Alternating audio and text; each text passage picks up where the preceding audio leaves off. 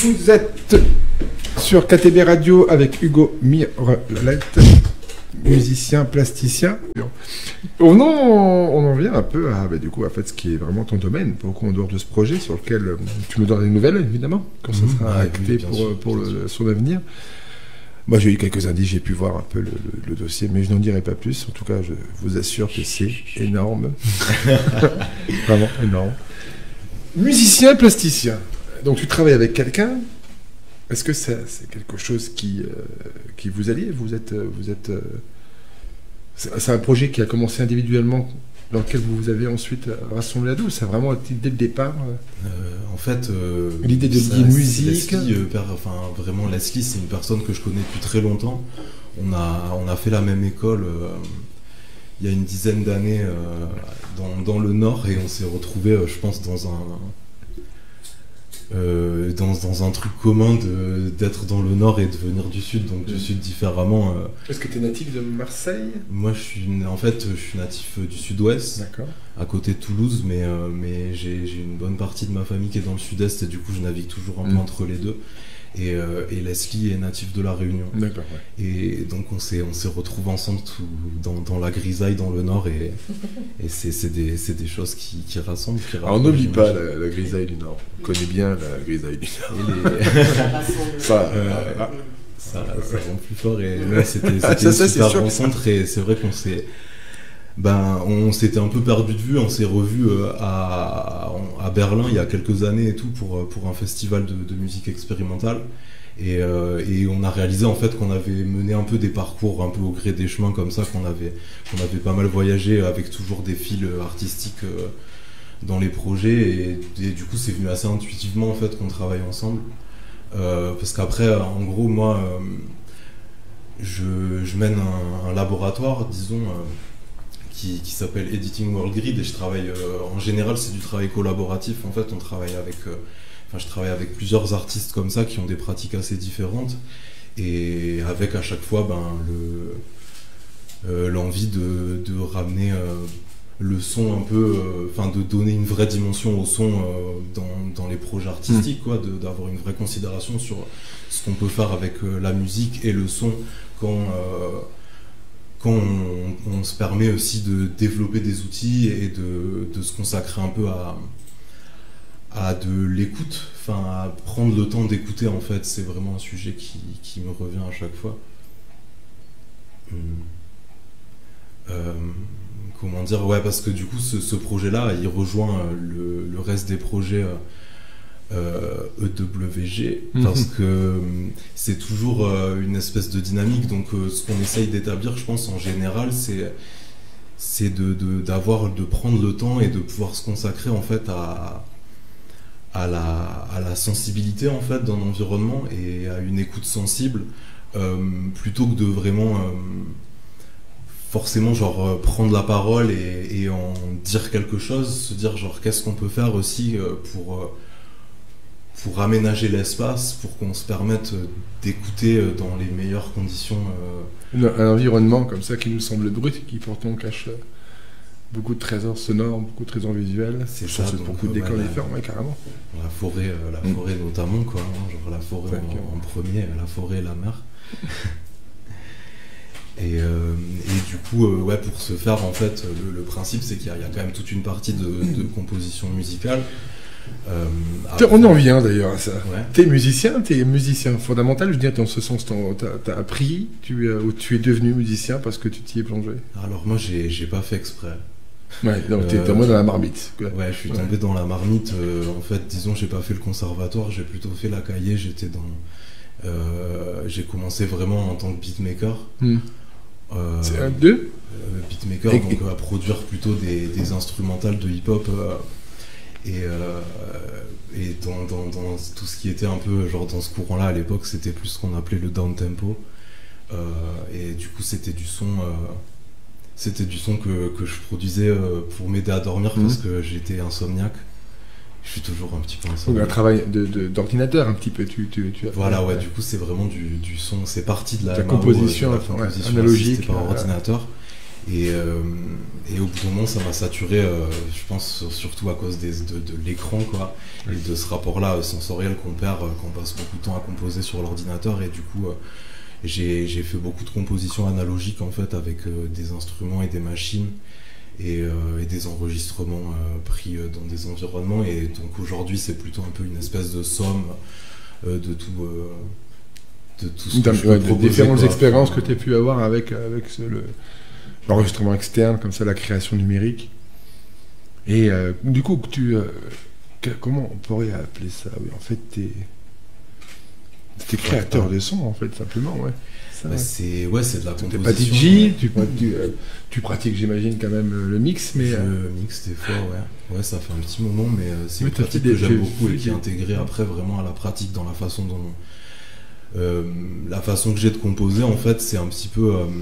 c'est vraiment lié au mix parce que j'ai quand même fait ça pas mal de fois. Et en gros, aujourd'hui, quand je vais composer un son, j'utilise un logiciel que j'ai développé spécialement pour ma pratique, en fait, avec une équipe au GMEM à Marseille. Ça a nécessité un peu de programmation, mais en gros le principe, c'est un programme qui me permet moi de jouer, de composer, de jouer et de mixer dans l'espace en même temps. Donc c'est assez spécifique, mais du coup la technique, donc pour jouer, ça implique que je mixe. Oui, c'est génial, du coup créer un logiciel.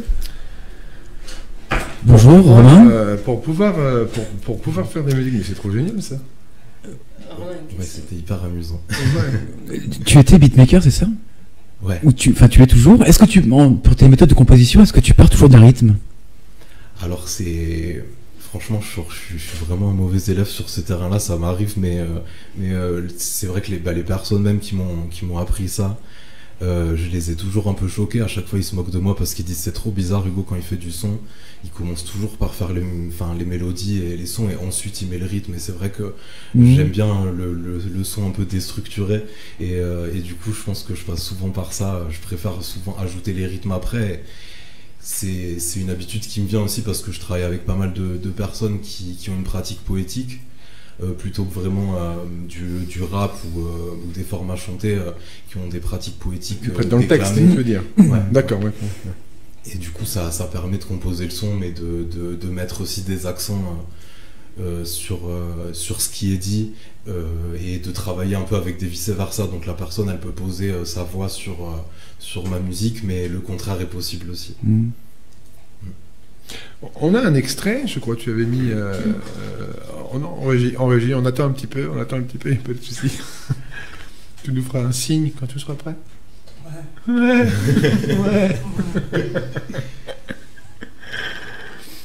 Donc du coup, donc c'est assez et donc tu fais ça depuis ton plus jeune âge, j'imagine. Ça nous fait quel âge tout ça dans cette histoire? Maintenant, j'ai 33 ans. Tu as commencé vraiment dans l'adolescence ou c'est même avant même que ça t'a pris? J'ai commencé un peu tard le son, parce qu'à la base moi j'étais vraiment dans le visuel.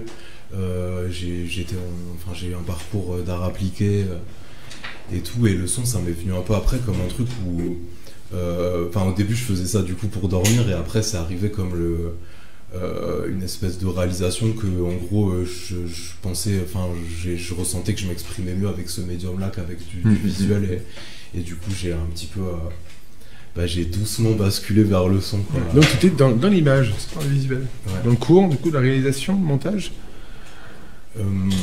ou dans le dessin par exemple. J'ai fait pas mal de je dessinais tout le temps avant. Là maintenant c'est une pratique que j'ai un peu laissé de côté parce que j'aimerais bien avoir plus de temps, mais tu vois, est-ce que tu te souviens de Thomas Segatao qui avait fait Mathéo? Non. J'ai jamais rencontré. T'as jamais rencontré Tao? Parce que même chose, Tao, école d'art, les beaux-arts de Reims, l'école privée là. C'est là qu'il a rencontré Louise, bon, tu l'as jamais vu. Même chose, lui, c'était un gratteux, un dessin dingue. Et il s'est mis. Il faisait de la zik. On faisait un petit peu ensemble. Et la transition était complète. C'est qu'il a littéralement posé le crayon, l'atelier même. Il construit des petites machines. En fait, il adorait modifier des machines. Il trouvait un téléphone portable qui sortait un son, des vieux jouets comme ça, il te le démontait, il te rajoutait un tas de fils dedans et il te faisait des sons. Mais... Moi, ça me ferait penser à Guy. Un peu. Bah oui, parce que Guy, Thomas Seca, ils ont joué à fond. Parce que quand on était tous les trois, on arrivait dans l'atelier il était tout en haut de l'atelier Jean Jaurès à Reims, côté de la boulangerie qui faisait des meilleures casse-dalles de 4h du matin d'ailleurs. C'est trop bien ça. Et il avait déjà des prototypes, ce Thomas, de boîtes que tu commandes maintenant en ligne, qui sont dingues. Et des synthés modulaires. Et puis il a créé tout un style et compagnie.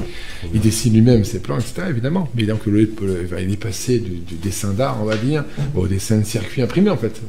Est-ce que c'est ce qu'on peut appeler de la noise du coup? Non, tu peux produire la noise avec ça, mais c'est pas de la noise. C'est un équipement qui te permet de produire des sons. Après, à toi d'orienter le son selon la catégorie, enfin, de quoi le thème. Mais ouais, la noise, c'est... Enfin, là, je pense la spécificité, je sais pas exactement comment on peut décrire parce que c'est hyper ouvert, mais c'est vraiment de la musique qui est composée principalement avec du bruit blanc, je pense. Ouais, ça. Donc, les machines elles vont avoir toujours cette possibilité de générer des bruits blancs modulaires et c'est trop beau. Et comment tu pourrais le définir, ton activité musicale? C'est compliqué? Alors, moi, j'ai un mot parce que. C'est vrai que je m'y perds un peu parce que entre la pratique, entre les arts visuels et le sonore et tout, souvent j'ai du mal à parler d'une façon concise de mon travail. Mais bon, t'es clair là, ça va, on suit. En un seul mot, avec 3 lettres. Oh, putain. J'ai un seul mot qui en fait un peu plus. Mais moi, j'aime à parler de cette pratique comme une pratique fractale, en fait, parce que c'est... Fractale ? Ouais. C'est vraiment parce que c'est un sujet qui m'intéresse beaucoup dans mon travail et du coup le principe de simplement en gros quand je fais du son j'ai un peu développé une espèce de spécificité à démultiplier en fait des couches, enfin des strates sonores, d'ambiance sonore et du coup ça peut aussi s'appeler de la musique concrète, ça peut aussi s'appeler de la musique atonale. Quand on n'est pas basé sur des mélodies même, mais basé plus sur du son en général, sur des ondes hertziennes. C'est carrément de la musicologie, tu vois, parce que les termes que tu emploies, c'est des termes de musicologie appliqués. Ouais. C'est vrai, je te le dis, j'en ai fait, c'est impressionnant, parce que c'est l'analogie, c'est le sérilisme, mince, comment il s'appelle? Je sais plus son nom, mince. J'ai crotte années 50, un trompettiste, un compositeur qui avait décidé qui venait de découvrir l'ordinateur aux États-Unis, qui avait adoré le bruit que sortait cette énorme machine, les années 50, et qui prédit comme ça prophétiquement que d'ici 30 ans, ces machines feront. Ça finit clairement. Varèse, exactement. Varèse, ouais. Et Varèse, il a été précurseur comme ça de ce qu'aujourd'hui on appelle la musique synthétique, clairement, l'analogie, réduire le bruit à une onde, et puis le sérilisme derrière qui va gérer justement les intervalles en disant mais qu'est-ce qu'il y a entre ce do et ce ré? Il y a forcément quelque chose, donc on va le chercher et on crée, l'ordinateur arrive, le synthétiseur, et puis bon voilà, les années 70 qui balancent ça sur le territoire. Le cyrillisme. Mais c'est merveilleux. En fait c'est ça, mais c'est un travail, c'est très complexe, une musique d'ondes, les partitions sont très intéressantes, parce que du coup c'est pas des notes, c'est des énormes ondes comme ça, avec des couleurs. Mais je pense qu'il y a une pièce qui est assez représentative un peu, je trouve, de cette méthodologie, c'est de Alvin Lucier. Et du coup c'est une composition un peu performative qui s'appelle I am sitting in a room. Et en gros le principe c'est juste qu'il va répéter cette phrase, du minimalisme. Il va utiliser en fait le vide dans l'espace pour charger en fait les ondes sonores, et au fur et à mesure qu'il répète ça va générer cette onde qui charge et transformer doucement en fait sa voix en onde juste en onde sinusoïdale. Génial.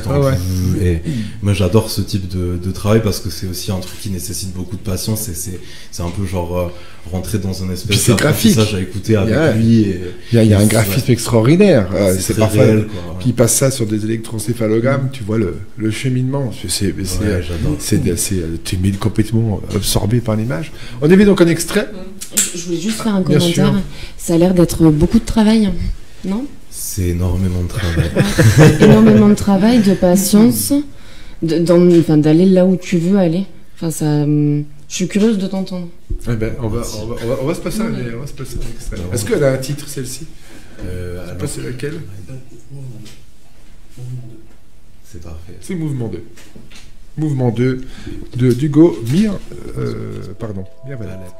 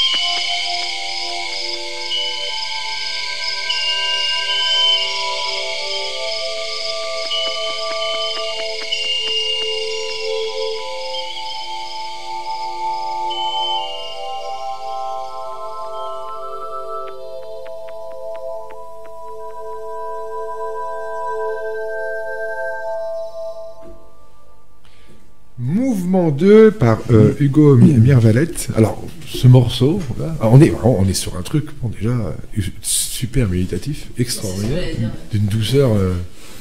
Bah, on ressent un apaisement. Ah ouais. On sent... du coup, les chants d'oiseaux. Alors, je sais pas si c'est des chants d'oiseaux ou des... Ouais, alors... que tu as pris... Tu t'es inspiré du coup... C'est une création ou c'est quelque chose que tu as appris en direct avec un micro Alors ouais, c'est un peu, il y a tout un processus derrière ce morceau-là qui est assez cool parce que du coup c'est aussi un morceau qui est lié au travail que je fais avec Leslie sur le son du vivant, et du coup ça c'est une série, donc là c'est le mouvement 2 d'une série de 6 mouvements qu'on a imaginé pour faire un sentier artistique sur le col du Maïdo à La Réunion. Donc derrière il y avait tout un texte qui était raconté, et on a établi donc le long du sentier des points un peu des points narratifs, et à chacun de ces points narratifs en fait il y avait un morceau qui se déclenchait et elle pouvait raconter une partie de l'histoire, et tout le travail textuel en fait il est rattaché à la nature, et comme c'était fait en collaboration avec le parc national de La Réunion, on a eu accès à toute une banque de sons, de plein d'oiseaux, et en fait moi ce qui m'a le plus marqué, je crois, c'est vraiment je sais pas si vous avez remarqué ce qui fait un petit peu genre derrière et tout, ça c'est des sons de chauve-souris. Ah bon? Ah ouais.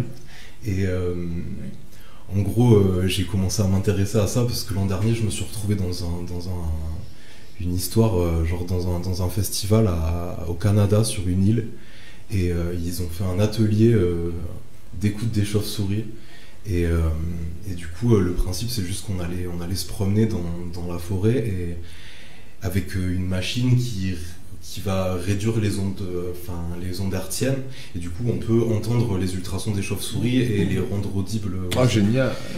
Et du coup quand on les ralentit beaucoup parce qu'elles vont émettre des sons qui sont entre genre 20 et 30 000 Hz, je crois. Si on les ralentit suffisamment, elles vont émettre ce bruit qui est un peu proche d'un espèce de kick qui rebondit comme ça. Et du coup, on a eu accès à une bibliothèque de samples genre vraiment magnifique en fait de scientifiques qui partent dans la forêt un peu partout dans le monde et qui enregistrent des chauves-souris. Et du coup, genre j'ai passé des heures pour faire ce projet à écouter des chauves-souris genre un peu partout dans le monde. Genre, Michel, du coup, alors tu penses à te prendre 3 moustiques le matin parce que c'était vraiment trop cool. Et donc voilà, en fait moi ce que j'aime beaucoup aussi dans ce projet là c'est que genre en attendant tout ça a été composé à Marseille, donc on est plus sur des bruits de moteur en Y et tout en arrière-plan, et à côté je peux un petit peu me détendre et tout en composant ces compositions là en attendant de repartir vraiment faire des études, de l'investigation, du travail de terrain pour pouvoir vraiment faire des projets musicaux et sonores genre comme j'apprécie quoi. Donc c'est une petite bouffée d'air, genre il y a tous les oiseaux qui sont venus à ma fenêtre et tout quand je le composais, c'était incroyable. Ouais, génial. il y a des, enfin après c'est Marseille. Les Blanche-Neige en fait. Ouais, c'était un petit délire comme ça parce qu'il y a des perruches en fait. Après c'est un super beau paysage, genre disons moi genre à ma fenêtre là à Marseille il y a des micoucouliers.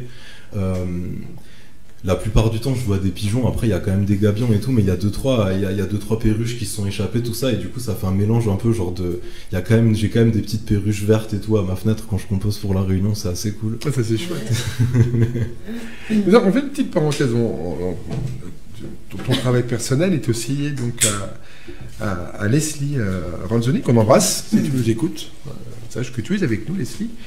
Quel est son rôle exactement un peu dans votre duo? Alors Leslie c'est une personne aussi qui est très polyvalente dans sa pratique.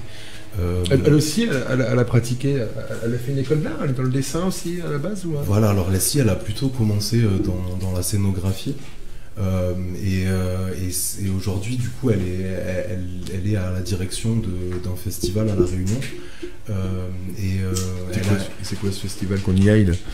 Ah ouais, allez-y, c'est Réunion Métis, ça s'appelle.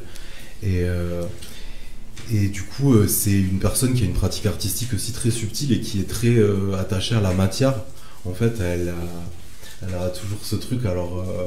on a une espèce de petite catchphrase quand on travaille ensemble, c'est rappelle-toi de mettre tes mains dans la terre. C'est qu'elle a toujours un contact très ancré en fait avec les matériaux, avec le bois, avec la terre. Elle est tactile avec la matière organique à défaut. Et du coup, elle a une expertise vraiment apportée dans la conception d'objets et dans la scénographie. Et après, elle est aussi thésarde sur les arbres en tant que monument collaboratif.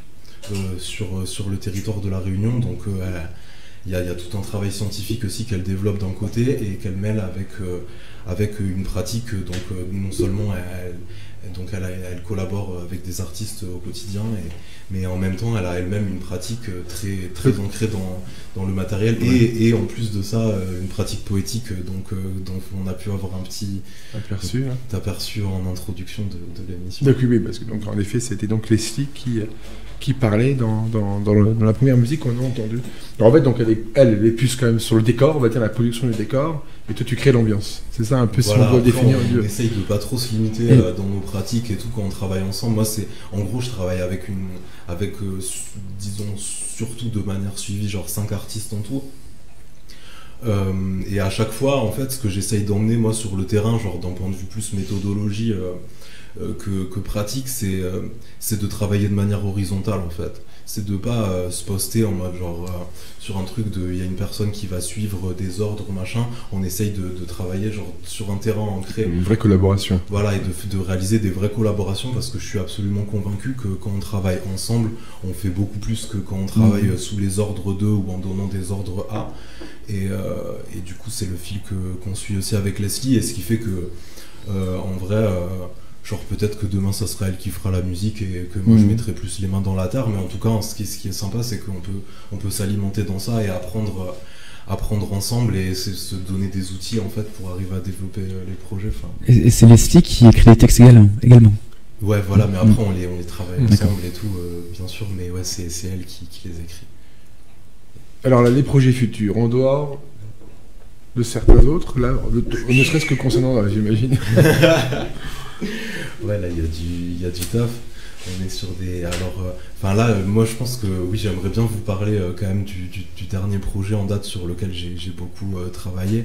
C'est un projet qui s'appelle Sonai, qu'on développe avec un artiste italien qui s'appelle Niccolò Moronato. Et du coup, dans ce projet, on s'est aussi beaucoup cherché sur qui faisait quoi et tout ça.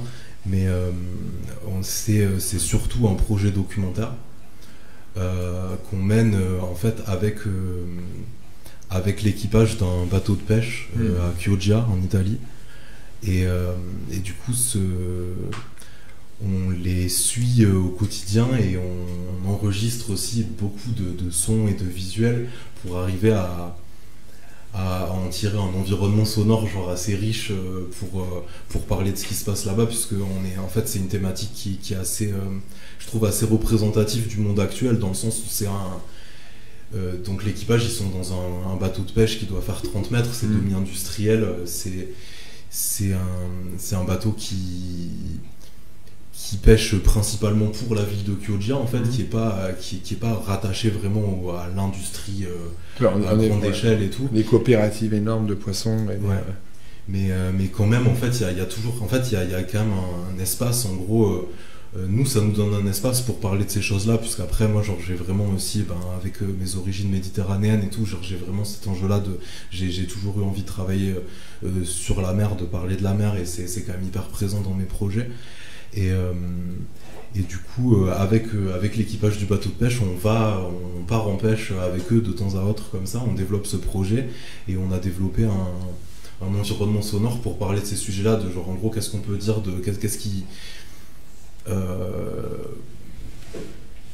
qu'est-ce qui vient vraiment, on peut parler des enjeux culturels, disons, de être méditerranéen, genre avoir ce contact, cette proximité avec la mer d'un côté, et de l'autre, on peut aussi parler genre de toutes les problématiques liées à la pêche industrielle, mais par ce biais-là, en fait, quand on le vit en fait avec les pêcheurs là-bas, on est plus sur une dynamique de... En fait, eux, ils sont vraiment ancrés, attachés à la mer, et ils pratiquent cette pêche-là qui est demi-industrielle, mais d'une manière encore très humaine, en fait, et très... ils savent ce qu'ils font, et ils savent ce qu'ils peuvent ne pas faire. Okay. Ouais, donc ils essayent au moins d'accorder les deux, quoi. Ouais.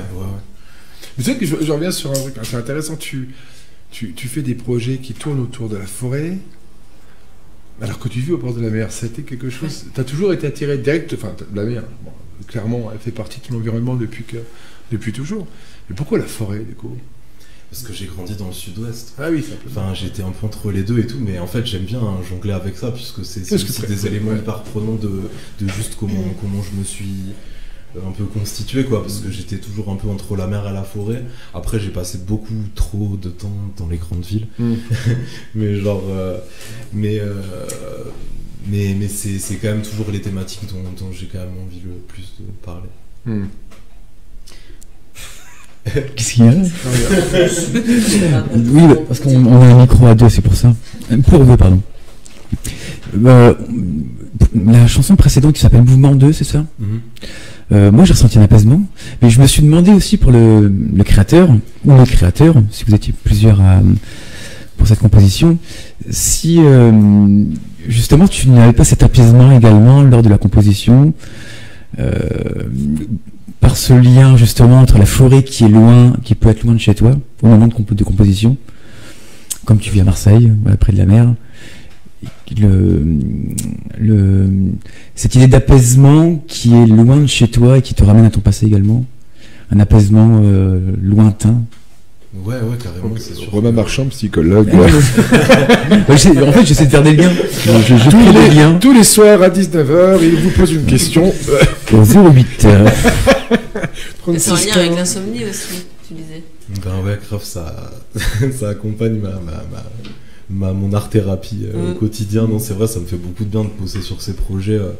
Ça me ramène, je pense, ça me ramène à un être un peu plus profond, parce qu'après c'est vrai qu'à Marseille au quotidien, en fait, on est quand même très proche de la nature. Moi, genre, je peux pas vraiment me plaindre, puisque j'ai quand même accès, on a accès aux calanques, à la plage assez facilement et tout, donc je peux quand même me détendre à Marseille, mais ouais, au moment où j'ai commencé à faire de la musique, j'habitais à Porte de la Chapelle à Paris. Oui, la mer elle est pas là. Puis la forêt, et je pense que ouais, c'est toujours un peu ce truc là en fait, genre de jongler entre des environnements. Je pense que à la fin, quand on l'accepte, ça donne peut-être aussi une personnalité un peu spéciale genre au morceau. C'est que moi en réalité j'ai vraiment grandi avec la culture hip hop et tout ce qui était aussi faire des boucles du coup et ce registre son là. Et du coup, je l'ai un peu rattaché, je pense aussi à ces environnements parce que ça a fait cette hybridation un peu de soi-même, quoi. Oui, puis ça répond un peu à ta question finalement. Tu vois, composer un morceau qui nous sont tout droit sortir d'une forêt à Porte de la Chapelle, clairement c'était un besoin catégorique de retourner très vite là-haut, quoi. Besoin de lointain. Tu auras pu mettre des bagnoles, des connards, tout le connard, en goubou connard. Mais non, tu mets des piafs et c'est trop génial. Ah ouais, non mais grave. Et puis après, franchement, il y a c'est symbolique, hyper romantique, quoi. Moi, genre vraiment, je suis là. En fait, dans ces sonorités-là, moi, je suis hyper content d'être apaisé, de bosser. J'ai toujours écouté de l'ambiance, du down-tempo, de la musique hyper apaisante. Après, j'écoute vraiment pas que ça, mais c'est vrai que un morceau hyper apaisant, parfois ça va bien avec des gunshots en arrière-plan. C'est juste une question de... c'est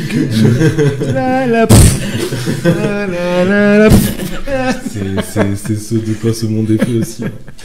Les oiseaux qui se font buter, tout ça. Peu cher. Tu disais que tu écoutais du hip-hop, c'est ça? Beaucoup, tu as écouté beaucoup de hip-hop et tes influences premières en musique, ce que tu écoutais vraiment beaucoup quand tu étais plus jeune ou ce qui t'a influencé, le style, ou les artistes que tu écoutais. Tu as le droit de citer des noms interdits. Patrick Sébastien. Les sardines. Voilà. Les sardines, par exemple. Quand j'étais coincé à Paris. Il n'y avait que Nostalgie à la radio. Non, mais ouais, c'est vrai, à Paris, en fait, il y a un délire. Moi, je sais pas, genre, j'avoue que j'étais quand même dans la culture hip-hop à cet âge-là, puisqu'on était quand même dedans.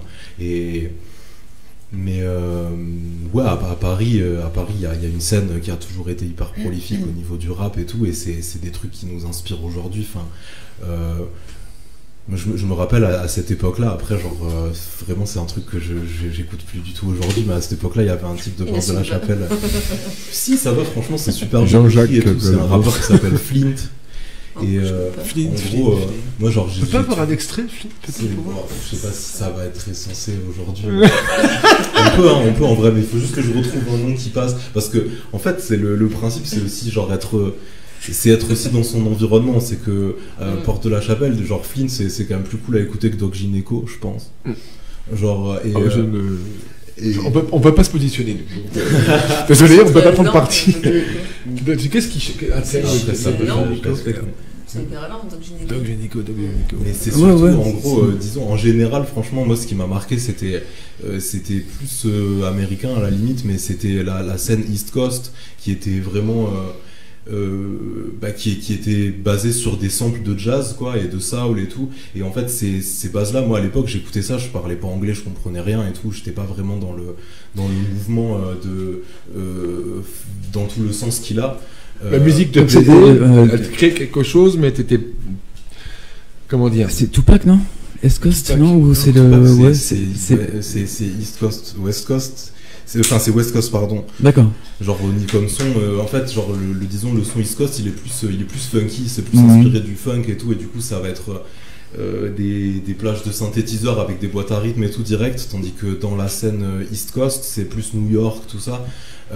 C'est beaucoup plus de samples de jazz et de soul, et du coup notamment, je sais pas, de cette époque-là, c'était le Wu-Tang Clan, Nas, Jay-Z. J'ai toujours été hyper fan d'un rappeur plus alternatif qui s'appelle MF Doom, Metal Face Doom. C'est des environnements, en fait, c'est des paysages narratifs qui sont super beaux et que j'écoute encore aujourd'hui. Oui, ils vieillissent bien. Ouais, c'est ça. C'est de très très belles influences. Il aurait pu citer Vivaldi, bien sûr, mais et puis le rap, c'est la révolte aussi. Ouais. se révolter contre une condition sociale qui nous affaisse. Ouais, carrément. Je pense qu'il y a, il y a un lien, je pense. On est.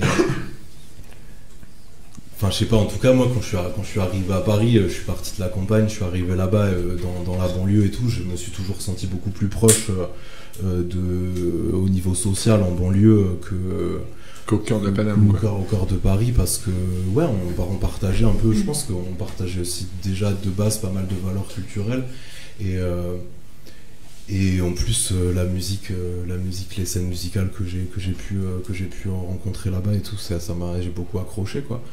Et ouais. Et c'est une question que je soumets du coup à tout le monde. Je crois que j'en parlais avec, je sais plus, c'est pas intéressant. Le dernier, pour moi, le dernier grand mouvement du coup culturel et musical, pour moi, c'est le rap. Le rock'n'roll, même la pop aussi, le punk. Mais pour une musique du coup qui n'intègre pas qu'une seule catégorie de la population, mais tout le monde, on revendique clairement. Ouais. Et c'est pour ça, moi c'est mon point de vue. Après, je sais pas si vous avez. C'est un point de vue historique, tu vois. C'est une vérité absolue quasiment. Socialement, en sociologie, le rap, musicologie en tout cas, le rap fait partie du mouvement. Le moment où la musique t'exprime, il y a eu quelques acteurs, ne serait-ce qu'on va citer Balavoine, qui avait déjà aussi cette application dans ses paroles de raconter des histoires qui s'étaient produites, d'impliquer dans son discours, en mélodie, en composition complexe comme ça, des opinions contre les politiques actuelles. Mais voilà, bon, en essayant toujours de faire le marketing qu'elle a avec. Le rap populaire, avant qu'il ne devienne célèbre, c'est un rap c'est vraiment de la pure musique populaire, qu'on écoutait dans des quartiers bien précis, qui était ignoré du cœur de Paname, par exemple, pour ces gens qui on s'en fout de ce qu'ils disent, ça ne nous concerne pas, jusqu'à ce que certains sortent du lot, et qu'ils fassent une révolution, parce qu'ils médiatisent ce truc-là. Ils mettent ça en CD, les gens découvrent ce style-là, et du coup, ça rentre dans les mœurs, c'est encore aujourd'hui. Qu'est-ce que tu penses de la commercialisation de tous les grands mouvements du coup musicaux et sociaux? Dans tous les mouvements, ça a été la même chose, hein. Le rock'n'roll, voilà, il y a eu c'est une révolte on va dire de quelques personnes. Ensuite, ça a généré beaucoup d'influence, et justement les grandes industries se sont insérées pour justement gagner de l'argent sur ces mouvements-là, dans tous les grands mouvements musicaux, le rock, le punk aussi, et le rap n'y a pas échappé. Qui est cette, on va dire, un début de marginalité, révolte, et ensuite le commerce vient se greffer à ça pour vendre des choses. Qu'est-ce que tu penses de ça? Alors, ouais, c'est vrai que après la question de l'industrie, c'est un sujet très très vaste, mais je pense que, disons, en fait, je trouve que dans l'évolution du système dans lequel on est sur un principe, il y a toujours eu une scène alternative, il y en aura toujours une, mais on est bien sûr sur un terrain où, en fait, moi je pense pas du tout que quelqu'un qui en arrive genre un peu haut qui passe vraiment dans l'industrie musicale à une échelle un peu plus globale et tout, soit systématiquement d'effet de son message ou d'effet des couleurs de sa musique. C'est un risque, c'est quelque chose qui est assez présent et tout, et quelque part il y a toujours une espèce de course de genre, disons, le système va procéder un peu d'une manière tentaculaire, à chaque fois qu'il y a un truc nouveau, va essayer aussi de l'attraper et d'en faire quelque chose qui est plus standardisé pour l'injecter à grande échelle comme le dernier truc. Mais derrière, il y a toujours des initiatives alternatives qui se font. C'est genre parfois ça peut être j'imagine parfois c'est dommage, ça stérilise beaucoup les messages et ça en fait des trucs. En plus, ça les catégorise toujours. Le fait même de commercialiser certains modes, thèmes musicaux dont le rap fait partie. Il n'en change pas moins que la musique, il est encore plus catégorisé complètement. Ouais, et puis ça donne une voix aussi à des personnes, c'est-à-dire que en fait, genre, on est sur un truc, on va dire, voilà, donc l'industrie va, comment on dit, va instrumentaliser les artistes en quelque sorte. Les artistes aussi savent ce qu'ils emmènent sur la balance, et du coup, quelque part, il y a aussi des accords qui sont faits. Je pense qu'il y a des choses qui valent la peine d'être entendues à grande échelle. Qu'est-ce qu'on ferait sans certains tubes, franchement. Genre, vraiment, là... quand on se retrouve, je sais pas, là par exemple en bas j'entendais James Brown dans les toilettes quand j'ai allumé le transistor en ouvrant la porte. En fait moi je suis très content que ça soit arrivé jusqu'à mes oreilles, quoi, et c'est vrai que c'est pas forcément... T'as eu du pot, parce que nous on est tombé sur une pub pour Leclerc tout à l'heure. Les carottes 12% des matins. Là j'ai James Brown, c'était cool, ça faisait plaisir. Eh bien écoute, ma foi, c'est super chouette. Tu sais qu'on est donc à la 20e, parce qu'on reste quand même dans le sujet de cette édition spéciale de 2 jours à Serres, dans les Hautes-Alpes, pour les 20 ans du festival de Serres-les-Arts. Tu connaissais? Pas du tout, alors, Serres-les-Arts. Alors, quand vous êtes arrivé à Serres, qu'on s'est rencontrés en décembre dernier. Non, on connaissait un peu la région et tout, mais pas hyper spécifiquement. Et là, c'est les 20 ans, du coup. Ouais, c'est génial. Tu m'en avais parlé dès ce moment-là et je suis super content. Nous, on découvre aussi des personnes qui sont fondatrices, voire fondamentales, très anciennes, très importantes pour les... Parce que généralement, Serres-les-Arts propose des candidatures, ils sélectionnent. Cette année, ils ont fait des invitations. Sur 20 ans d'exposition, tu te doutes bien qu'il y a quand même pas mal de monde qui pouvait prétendre à une place. Donc ils ont fait, eux, de choisir, ils ont fait des invitations, c'est à ceux qui ont répondu. Là.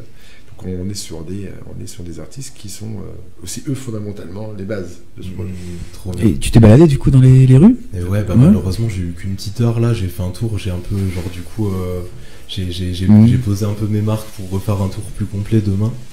Mais c'est génial. Moi, c'est vrai que, enfin, avec Leslie aussi, on avait été très très marqué du dynamisme ici et de tout ce qui se passait. Et franchement, en plus, on est arrivé vraiment direct dans le cœur du réacteur en tombant tout de suite sur Cyril. Et donc, ce qui a été génial, puisque après, on a pu rencontrer notamment les personnes de Serres-les-Arts, Valérie, et au-delà de tout ce qui se passe aussi dans le parc, tout ça, moi genre ça m'a grave touché, et je suis super content de ça motive aujourd'hui. Ça motive, c'est vrai que des lieux, même des associations, bon, Serres-les-Arts quand même est de notoriété maintenant, mais que même après 20 ans, tu vois, ils accueilleront toujours l'idée originale avec la jeunesse, parce que ton projet sont extraordinaires. Maintenant, il faut convaincre aussi une époque différente. 20 ans, c'est quand même énorme. Il y a 20 ans...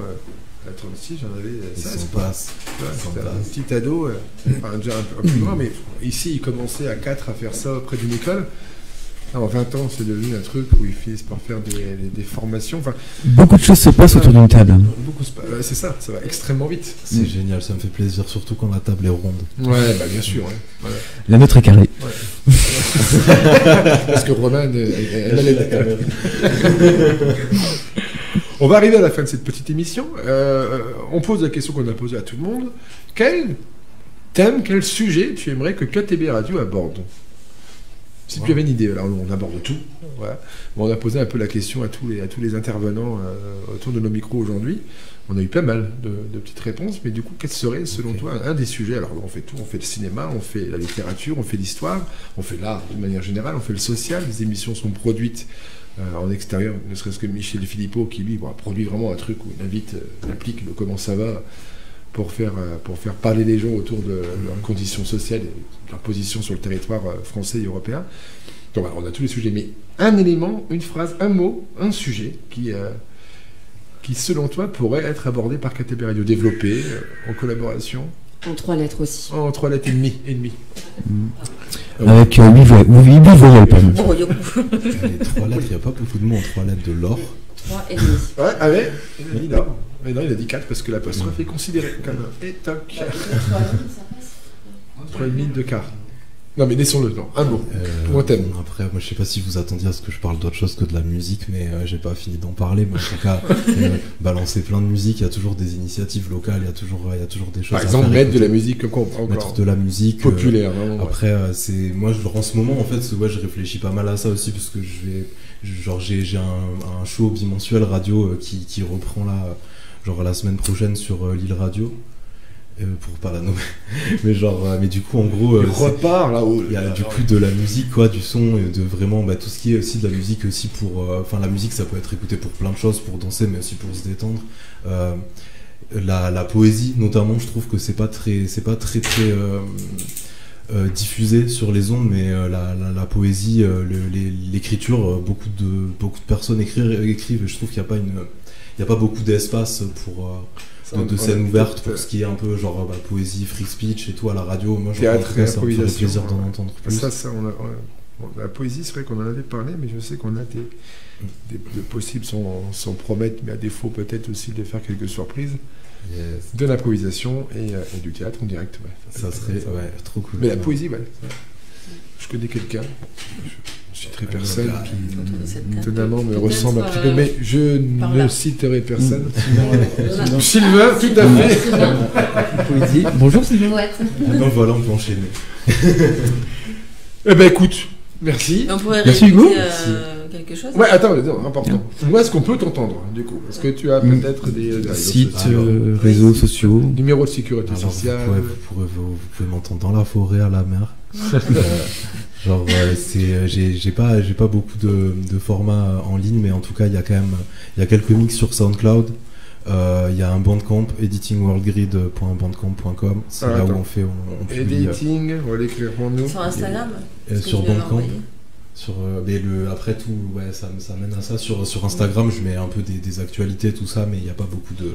Est-ce que sur Instagram, il y a un lien qui te ramène peut-être à tes musiques? Il y a mon site, en fait, à partir de mon site, il y a le Bandcamp, un site internet qui emmène vraiment vers de la musique. Et ton site, c'est editingworldgrid.com. Pas de Minitel? Et non, j'aurais trop. Toujours pas. J'aurais adoré. Mais carrément. On va en trouver un, on va le brancher. Mais carrément. Si vous pouvez trouver. Tu sais que en bas, là, le fameux moniteur dans les toilettes, il y a la version télé qui me fait. Le 3615 code KTB Radio. Il fonctionne complètement. Il faudrait qu'on branche un jour la télé, c'est génial. 3615 KTB. Moi j'aime bien ça. Je pense qu'on va créer une adresse comme ça. 3615 code KTB. 217 KTB, tu vois. Oh, c'est trop récent ça. Bah, je sais Avec pas. comme seule possibilité sur Minitel de nous trouver des thèmes à 3 mois et demi. Ça sera la seule fonction qu'on offrira au Minitel. C'est ça. S'il vous plaît, trouvez-moi ça en deuxième, on pourra échanger. Alors, on se tient la main. Allez, on met la lumière. Il va remettre. Attention, oulala. Non, personne ne suit. Soirée spiritisme. La table bouge, On peut tendre la main. Vous faites vraiment ça là? Oui, on le fait vraiment. Et à 3. Rentre dans la scène. Merci. Voilà. Il va plus jamais revenir. Sarah, il faut pas dire non à Sarah parce que soit elle se met à crier, elle griffe, elle bave. Merci Mathéo également. Qui va donc notre responsable technique depuis presque 24 ans va nous passer. Vous savez quand même que, je fais une parenthèse, mais on a rencontré Mathéo l'année dernière pour le Saint-Lézard direct Facebook qu'on avait fait. On n'avait jamais rencontré Mathéo auparavant. C'est notre Ben Lauriane, si tu nous écoutes, on pense à toi, qui m'avait écrit, m'avait parlé de toi bien avant qu'on décide du plan. On dit ouais putain, j'ai un pote, il chante. C'est un chanteur exceptionnel. Il chante, il faut qu'il vienne et tout. Il est de Grenoble, il est pas loin. Est-ce que tu penses qu'il peut venir et tout ça? Je dis bah oui, ça tombe bien, on a besoin de moi. Puis on voit ce grand dadé arriver, comme ça, beau comme un ange. Et puis tout souriant, fait technicien et tout ça, ouais. Et il nous a fait du gospel en live. Trop bien. Ah gars, tu chatouilles. Hein. Ok. Rendez-vous demain à 8h30 pour 4 heures de concert. Pour un chant a cappella exceptionnel de Mathéo. Il a une voix incroyable. Ouais. Il a vraiment une voix incroyable. Il faut vraiment l'écouter. Donc à partir de 8h30 demain, vous aurez le plaisir auditif d'écouter Mathéo Jeunet. Merci.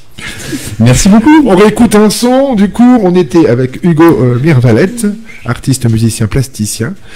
On va avoir. Qu'est-ce qu'on écoute exactement? Le troisième que tu m'as envoyé, qui est le titre de la chanson. dans le dossier que c'était ça. Extrait 01. Extrait 01. Langage extrait 01. Ah, ok, ouais, ça va, c'est. Allez. On peut faire ça. On reste en ligne, on passe un peu de musique juste après ce morceau, extrait 01.